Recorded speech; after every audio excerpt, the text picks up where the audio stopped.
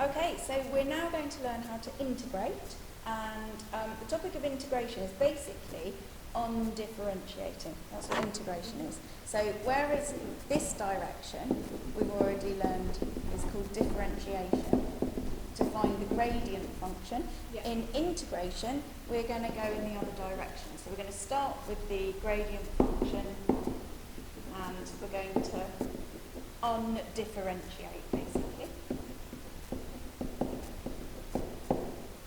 Undifferentiate. That's what integration is.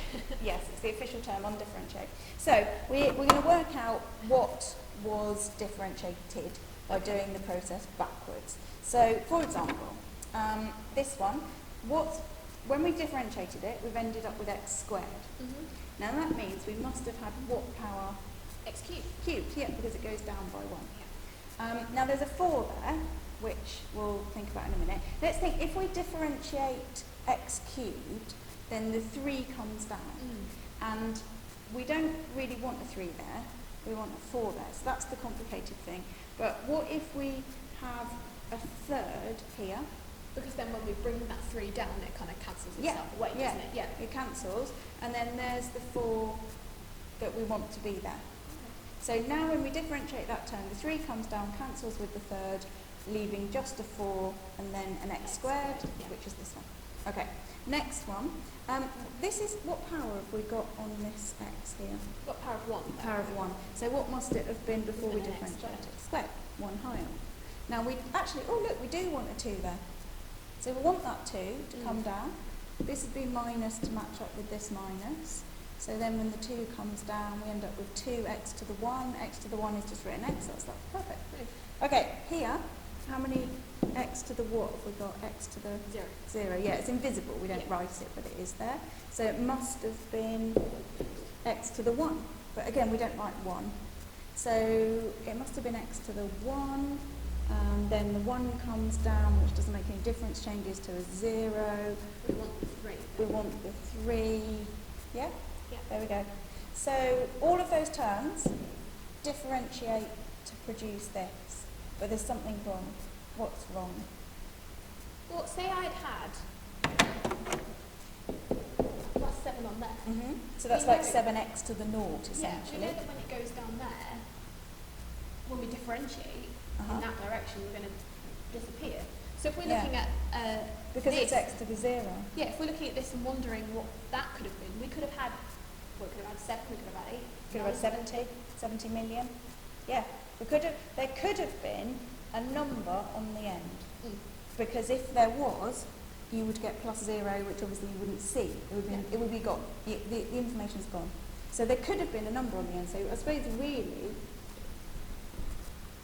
we put plus question mark because there could have been something or not. Yeah. And what we do in maths to show that there may or may not have been a number on the end we don't know, is we put plus c. And that goes on the end when we integrate, meaning there might have been a number, and students nearly always forget the plus c, but it's really, really, really important when you integrate that you put your plus c on the end.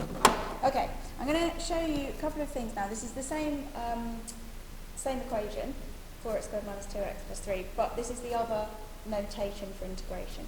So this says basically integrate it, undifferentiate it. It just doesn't make reference to the derivative. Whereas this way I said, this is dy by dx here, what was y? Now I'm just saying integrate it. Yeah. Okay, this is how I'd like you to do integration. So what we're going to do first is we're going to write the 4 down. Okay? Yeah. Then I'm going to put brackets which are empty, and then an x.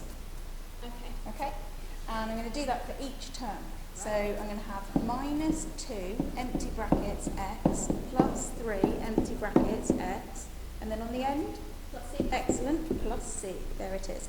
Okay, now this is the structure that we're going to use. So the 4 we definitely want to be there, the minus 2 we definitely want to be there, the plus 3 we definitely want to be there. And now we can think through the powers. Now we know that when you differentiate, powers go down, so when you integrate, powers go up. So this one was a 3. Yeah. But we don't want the 3 to come down When we differentiate. when we would differentiate it back again, so we compensate with a third. And what we're doing here is we're putting in the power but upside down. This is the upside down power. So this 1 increases to a 2 upside down. This 0 here, next to the 0, increases to a 1. There's 1 upside down. So this gives us, final answer, We don't want this here, do we? We don't want that. We want to keep the 2, we don't want the half. yes, but watch what's going to happen here. Okay. We're going to do the 4 times the third to get 4 thirds x cubed. We've got the minus 2 times a half, which cancels. Cancels, yep, okay. So yeah, 2 I'm times on half the is right way. cancelled. And then so that gives us just minus x squared. 3 times 1 is 3. That gives us the 3x and then the plus c. So it's a very systematic way of doing it, but it means it's the best way I've found to help students not to make any mistakes is to kind of insist on this structure. Okay, here's another example. Show you a bit more complicated one. So we've got a B situation. We've got, I'm not going to integrate yet, No. not ready. 2x over 3 root x minus 1 over 3 root x dx. So this is 2 thirds x to the half, because we've got 1 on the top and a half on the bottom, so that's 1 take away half to the half, and then 1 third x to the minus a half. Okay, now I'm ready to integrate. I'm going to integrate in the way that I said. So we've got the 2 thirds. Yeah. I'm going to wait and see what goes there, x, minus the third. I'm going to wait and see what goes there, x plus c. Yeah. Okay, the power, which is in red for now to emphasise it, the power is going to increase by 1. So a half increases to 3 over 2, and then we put it upside down in the bracket. The minus a half increases by 1 to a half, and we put it upside down in the bracket. Okay, tidying it up, 4/9 x to the 3 over 2 minus 2 thirds x to the half plus c. Okay, do you want to have a go? There we go. So this one's phrased in a it's instead of saying integrate this, it's saying this is dy by dx, what was y. Okay. Are we ready to integrate? No, we're not. No, because we've got a B going on here. Right, so we've definitely got the 2. Yeah. So this is still dy by dx. Yeah. isn't it? And then we've got 1 over root x plus x over root x.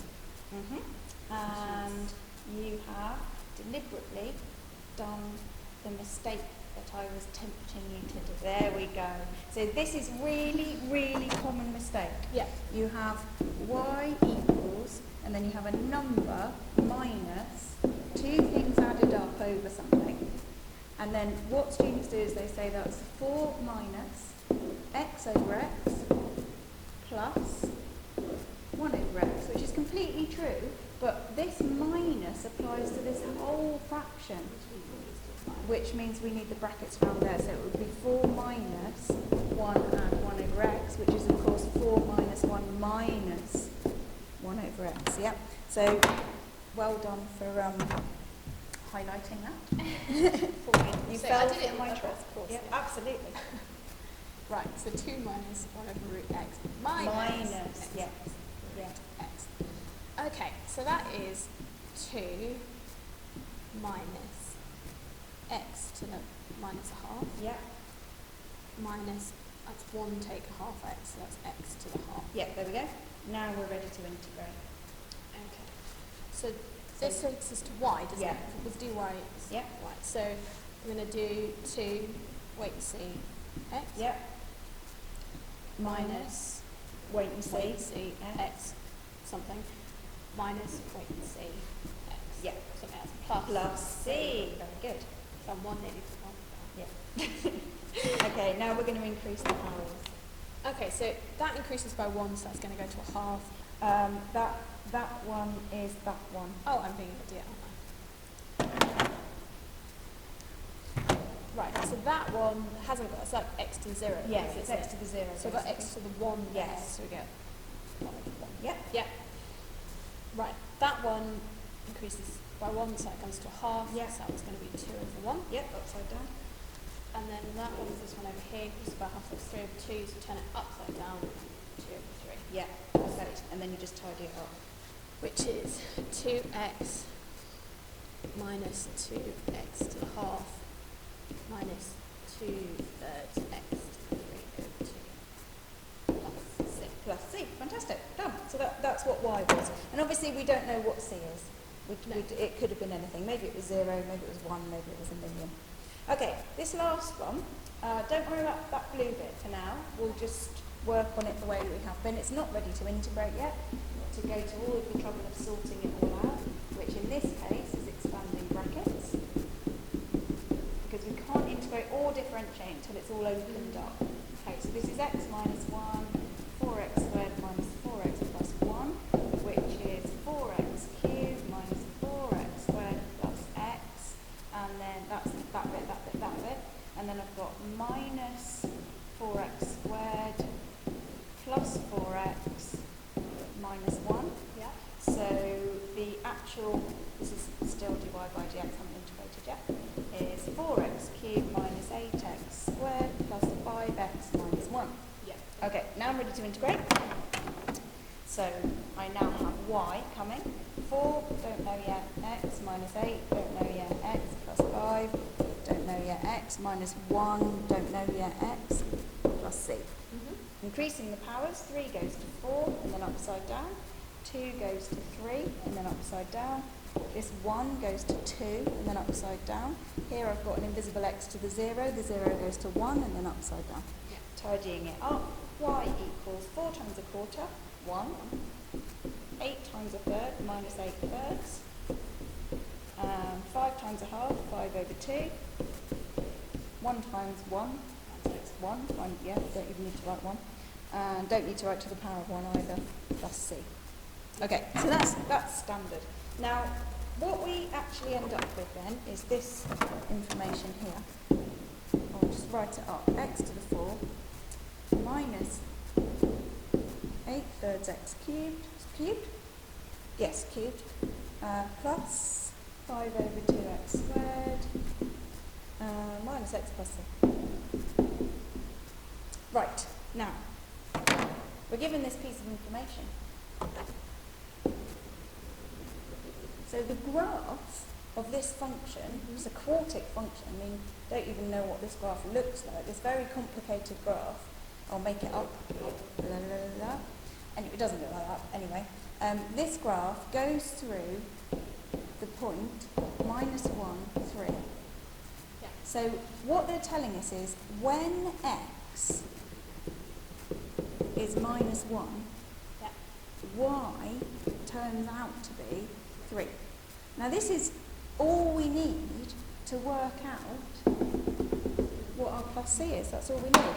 So do you want to have a go at seeing if you can substitute that information in and see what happens? Okay, so that's the information. So you substitute it into there. both bits, both sides. Yeah, good. 3 equals, because y is 3. Y is 3. And x is minus 1. So we've got minus 1 to the 4, minus 8 over 3, minus 1 to the 3. Yep. It's 5 over 2, minus 1 squared, minus 1, plus c. Yeah. Would also be the same way.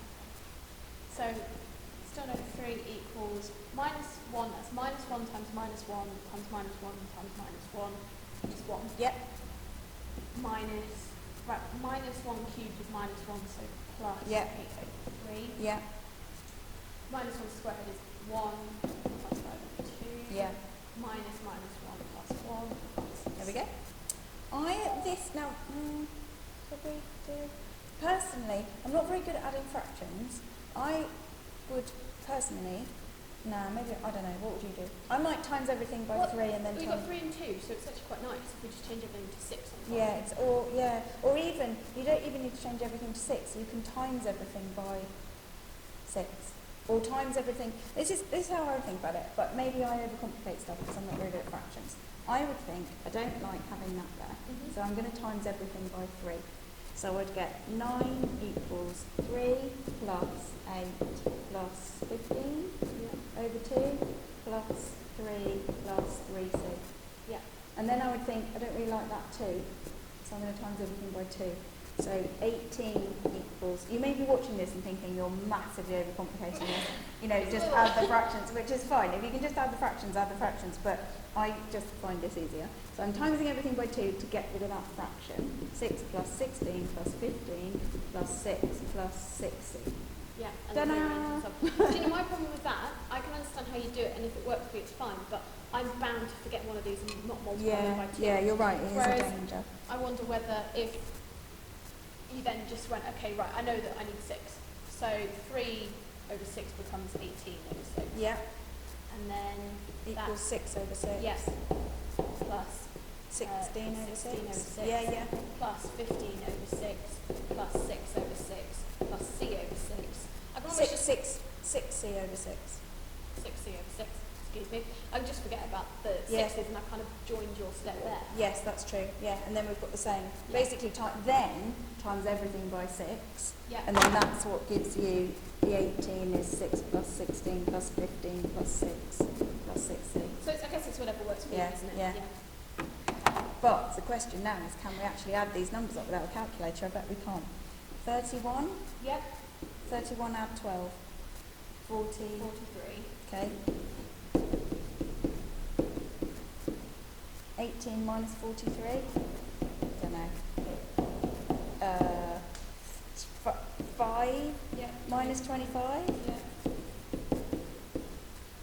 C is minus 25 over 6. Which is horrible. But Yeah, it doesn't matter. It can't be simplified, and quite often they come out to be fractions. So, important last piece of information. If you are given, we already knew what y was here, Yeah. but now we've found out what c is. Yeah. If you are told information when x is this, y is this, so you can find out what c is, then your last line must not be what c is, not the answer. The question was, what is y? So if your final answer is c is minus 25 over 6, you haven't actually answered the question. The question is, what is y? And y was x to the 4 minus 8 third x cubed plus 5 over 2x squared minus x, and then plus c, which is minus 25 over 6. That is your final answer, and that's what gets you your final mark as well. So it's really important that you actually bring together your value of c with the version of y where you didn't know what c was into one answer of what y was. All done.